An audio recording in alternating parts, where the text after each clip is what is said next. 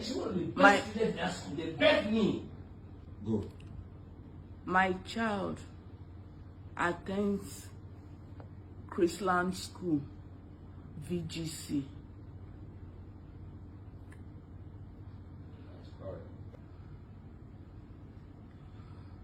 Okay. Good evening, mothers. Good evening to everybody, to fellow Nigerians. Please, I am making out this cry to everyone to help me out. About a month ago, I was on my way out of Lagos. So I got a call from Mrs. Azike, a head teacher from Chrisland. So she called me that she needed to see me. I said, okay, that I'll come when I return back. So 2 days after, I came to the school. When I got to the school, I met her with 2 other women in her office. And they introduced me as, one introduced herself as Mrs. Kemi. I can't remember her surname, and the other one. So that they came from Chrisland headquarters. I said, okay, is there a problem? They said no. That they just wanted me to know that my daughter, whom I left in their care, that they took to Dubai, that she had a kiss with a boy, and the boy also kissed her. So they found out that they got that kissing thing from True and Dare. So I said, okay, if it is that I will curtail, that what they wanted me to do was for me to take her phone from her, so that they won't keep practicing that. I said, okay, if it's just that I will collect, I was going to get the phone from her. So if there was any other thing, they said no. Even Mrs. Kemi told me that I shouldn't tell my husband, that it is not everything women discuss or discloses to their husband. So I said, oh, okay, no problem. As long as this is just kissing, and that I will caution my daughter. So I left them. Then I didn't hear anything from them again. The girl was going. I thought everything was fine. Not until after 2 to 3 weeks that we had that conversation, Mrs. Azike, the head teacher, now sent me a link that she wanted us to have a Zoom meeting by 5 p.m. I said, okay, that I was going to join them. So by the time I logged on, I did not see anybody. I had to call her that I did not see anybody online. She now said, okay, she was going to contact the rest people. I said, okay. So we had that meeting. There were many people, boards of directors, which, I was even the one asking them, what is your name, sir? What, can you introduce yourself? And so one particularly said that his name is Aki. So the Aki was the one, like the person leading the meeting. He began by saying, if there is no forgiveness, there won't be sin. If there is no sin, there won't be forgiveness. He was speaking in parable. At a time, I had to, I said, what are you talking? What are you people discussing that you are just, He now said, no, that they just wanted to do a follow-up to ensure that I have withdrawn Julian's phone and to check on how Julian is doing. I said, okay, Julian is fine. But he now made a comment. He said, when it happened, I said, sir, what happened?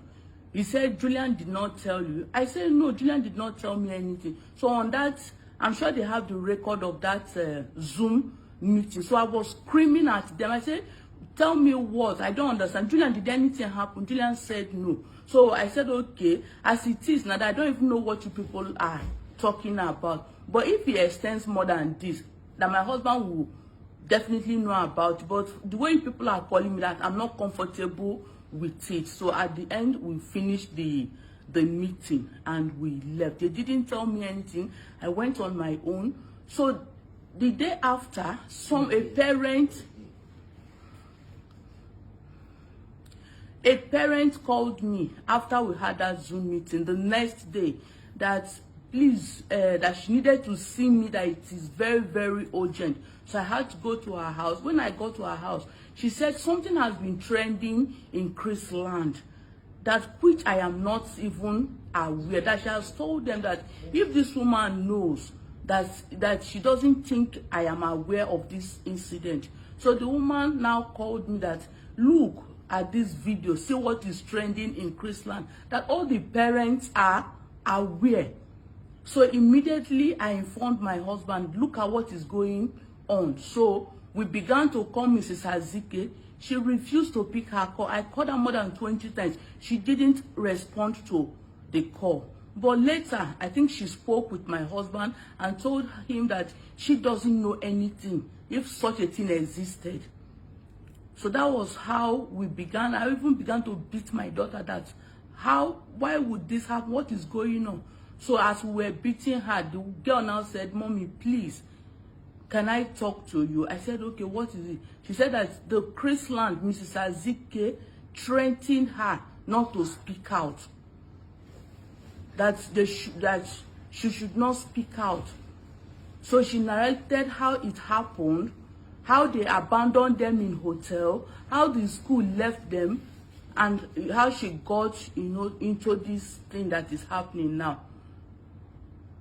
So even on our behalf, they have been coming to have meeting. They've been sending delegates from their headquarters to have meeting with my daughter without my consent. I was not aware, we were not informed. So please, I am begging Nigerians to help me.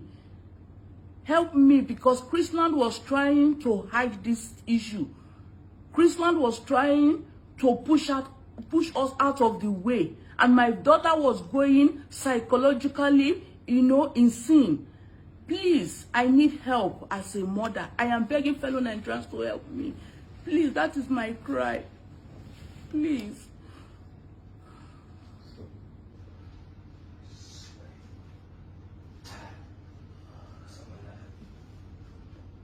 So as a mother, and the part that Chrisland played to cover up this issue, this rape issue. Chrisland, on the day of Mother's Day, I was in school. We were all there, not knowing that they had other people, other delegates that came to interrogate my daughter. As soon as we finished that Mother's Day, I left, and they took my daughter elsewhere to go and interrogate her without my consent. Secondly, they've been threatening my daughter that if she speaks out, that they are going to kill her. That it is a men's world. That she should keep quiet. She shouldn't disclose to me. And my daughter was dying in silence. I didn't know. Every day when she's going to school, I'll be forcing her, Julian, come out. I'll be telling her, come outside. Come outside. This child won't want to go to school. Even a teacher, Mr. Timothy, her class teacher was calling her a stupid girl, useless girl. In the midst of other children, in the midst of other students. Please help me.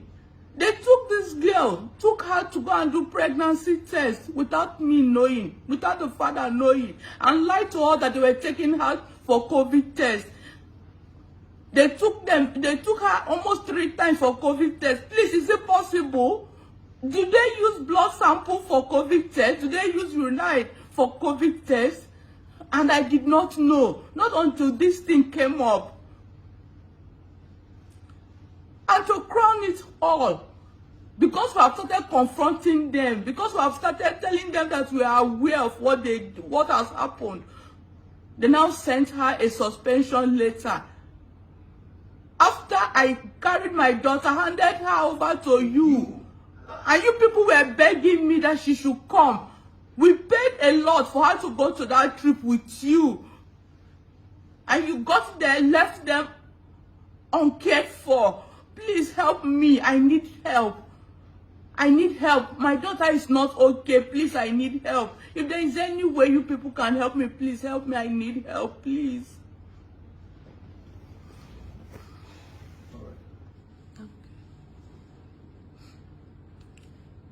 So, when I was asking my daughter to explain to me what happened, my daughter said that they went out in the morning to have breakfast, and one of the boys, Kachi, begged her that she should borrow him her phone charger.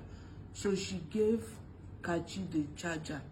Then later in the evening, I think after they had dinner in the evening, the Kachi now called her room that she should come and pick up her charger.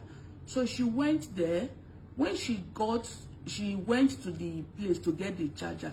When she got there, they opened the door, and one of them asked her to take her charger from the toilet.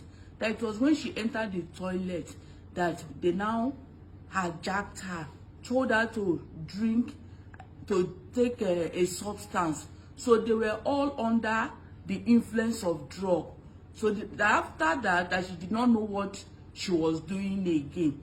So that was what she narrated to me, and they told her to be climbing them, and somebody stood and was videoing them and was posting it out. So